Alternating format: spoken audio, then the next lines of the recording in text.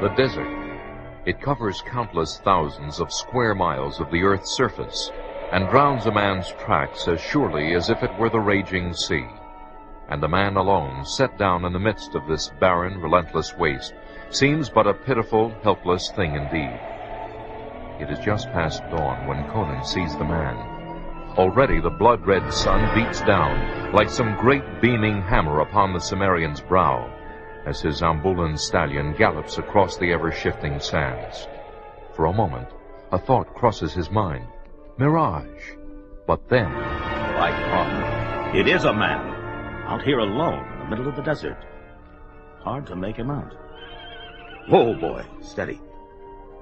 No, it's no mirage, as we first thought, but a real man. He's gesturing to me. Oh, Greybeard, what are you doing out here alone? My name is Sarka, and my beard, young man, is not gray, it's white. My apologies, but my question remains. What are you doing out here alone in this desolate place? I am here because someone has stolen my city. What? Aye, as I said, I am Sarkov by name, a sorcerer by trade. Sorcerer? Oh, one of your most kind-hearted types, let me assure you. I live but to protect my city, which is called Coruscant. At least I did protect it, until last night. It was stolen away from under me while I slept. I woke to find it gone. Gone. No one can steal a whole city, old man.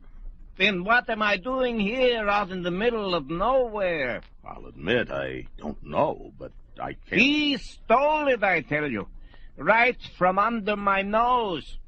And you must help me find it. I tend to steer clear of wizards, but you seem harmless enough. If I help you find this stolen city of yours, what will I get out of it? Peace of mind and a tranquil heart. Not enough. I was thinking about money. I deal in magic, not gold. I'm a sorcerer, not an alchemist. But let's see. There must be something I can... Yes, that's it. If you help me find and rescue my stolen city, I will use my great powers to give you a throne. The throne of a whole city. A throne, eh? Well, some time back, an ancient wizard prophesied that I would one day become a king. Perhaps you, who look even older than he was, are the one who will bring that to pass. Never doubt it, barbarian. I may look old. I am old. But I am still a mighty sorcerer. All right. I'll take a chance with you, old man. Sarka. The name is Sarka. Have a little respect. All right, Sarkov. Here, let me help you onto the saddle, and we'll be off. Now, where is this city of yours, this Coruscant? Well, it was north of here, near Shemakesh. But now I don't. North of... You old fool. Shemakesh is south of here. What? That can't be. How? It's clear as the nose on your wrinkled face. Your city wasn't transported away last night. You were. But that's impossible. Such things just aren't done. Not to sorcerers. Even he couldn't do such a thing. At least I don't think he could. But then again... Who is he? Why, Zorval, of course. He's another sorcerer. My bitter rival. What else could you tell me about him? Why, only that he's my son. Your son? But that was centuries ago. You see, for years, Zorval has wanted to begin a holy war against Shemakesh. But the Queen of Coruscant took my advice and wouldn't let him lead her city into a war. But now, with me gone, the desert may turn red with blood. Then that's why he got rid of you. Aye. And now our queen, Mehed is her name, doubtless believes I'm dead. So she'll probably fall under his sway.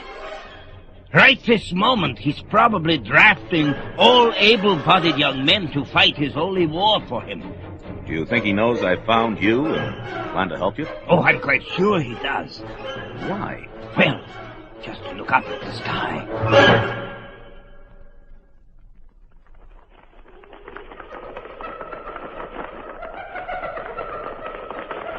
At that moment, Conan suddenly sees the sky has grown black. Yet it is not filled with clouds, but with great, giant bats, their inhuman cries turning his blood to ice. Onward and downward they come, like some great dark blanket of fangs and claws. Conan feels the hairs rise on the nape of his neck, and as he draws his sword... Ishtar and Mitra!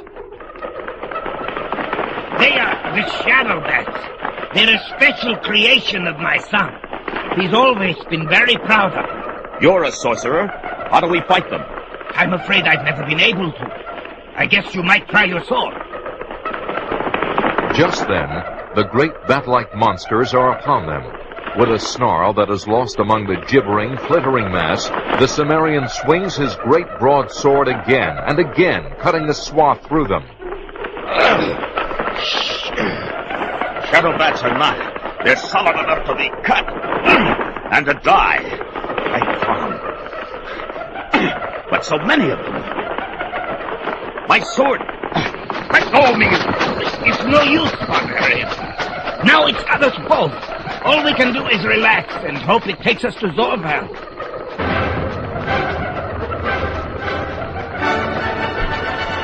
The following moment, Conan finds himself lifted bodily as if he were a child's toy from his horse, as he and the aged Zarkov are borne skyward at a speed which sends the wind whistling by their ears.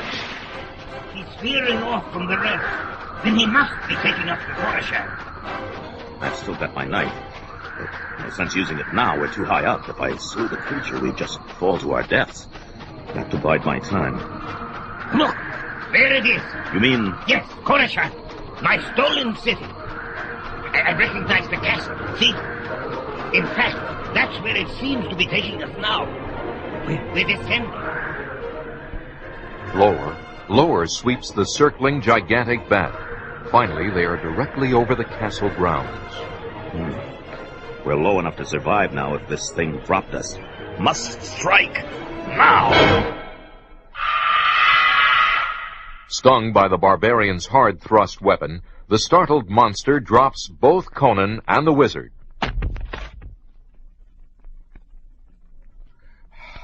Are you all right, Zarkov?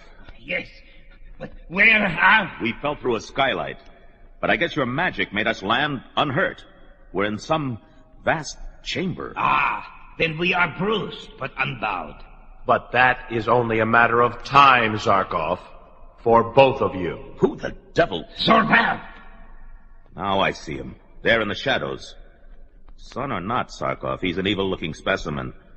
But now I see a throne beside him, and the woman sitting in it. I am Mayhet, Queen of Korashan. It is good to see you again, Zarkov. Your dear son told me you were dead. Not quite accurate, my queen. My queen now, dear father. You should have been content to die where I left you, instead of returning here. Your end will but be that much more terrible. No one has driven me out of Korashan in 300 years, and no one is going to stop now. So be it. The decision to resist is yours, and I see you brought some broad-shouldered barbarian to try to help you enforce it. Guards! Seize them both! We've got him, sire. It's one thing to seize a Cimmerian, dogs, and another to hold him. He's certainly a strong one, Zorval. Perhaps instead of harming him, you should add him to your army for your holy war. There must be no more, your majesty. Silence! Keep your distance, father. I warn you. If you try to approach the throne... I always told your mother she should have been more firm with you. A pity she died when you were only 90. Now, about this war. Zarkov. I am all right, Barbarian. Ishtar, that mystic burst would have slain a normal man. We are neither of us normal men, my son. Now, why don't we... No! You are the one person who could ever challenge my power. So you must die, father or no. In that case, my son, I must do this. A mighty blast. And the next one will be stronger. Ha! My own burst parried it. The battle is joined, then. Yes, regrettably, the battle is joined. Crom. They're getting nowhere. I wonder what they'll try next.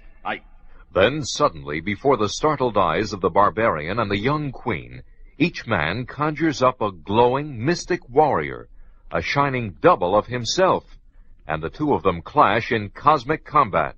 They're so white. I can hardly look at them. And now, the two gleaming warriors strive, one against another, face to face, no swords, but only strength against strength. They're near equal in skills. Sarkov is old. He's tiring. I can see his double getting weaker by the second. Soon, Sorval will overcome him, and... Barbarian, come to me. I need your help. I'm here, but what can my sword do against magic? Take my hand, and I'll gain your strength. Hurry! Puzzled, the brawny Cimmerian grasps the feeble human hand that reaches out toward him. In that selfsame instant, he suddenly feels as if he is drawn out of his own body, pulled mystically, powerfully, through that of the ancient wizard Sarkov, so that the next moment, the mystic warrior of Zorval is grappling with a figure like that of Conan the Barbarian, added to the mystic might of the wily Sarkov. Oh, can't fight both of you. And the next moment, the glowing Conan warrior forces the other to its knees with its sheer savagery. Then, with mighty arms, it crushes its foe into a pulsating mass and hurls it in a living ball of fiery energy toward the screaming Zorval.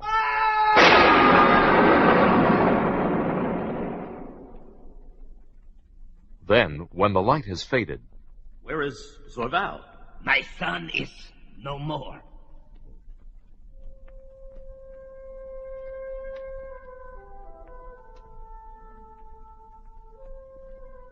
Old man, I'm sorry. No need to be. He had a long life, if not necessarily a good one. Well then, not to rush things unduly, but what about my reward? Oh, yes. Your Majesty, I'm afraid that I promised this young man a throne if he saved your city, our city, from the clutches of Zorval. No, I had no authority to do so, but I... Say no more, dear Sarkov. Ruling a city in the desert is lonely work. I have been lonely here, and you, barbarian, are a very handsome young man. Then you and your people would accept me as your king? King? Oh, no. Coruscant has forever been ruled by a queen, and ever shall be. But you will still get to sit on a throne, only it would be a little lower than my own. And you could wear a crown. A little one, of course. Of course. But there are things you could lord it over. The annual Date Merchants Festival, for instance, or the caravans of camels which pass through the city. I find them much too smelly. Oh, and occasionally there might be an archery contest. Sarkov, is this what you meant by giving me a throne? Marrying me to this... Well, it seemed like a good idea at the time. Then I free you from your bargain. I'm afraid I must decline your generous offer, Your Majesty. What? I'm afraid I don't quite... Sorry, Highness, I have business up north, where I heard there are new wars stirring among the Hyborians. But for me, just give me a sword on my hip and a horse between my knees.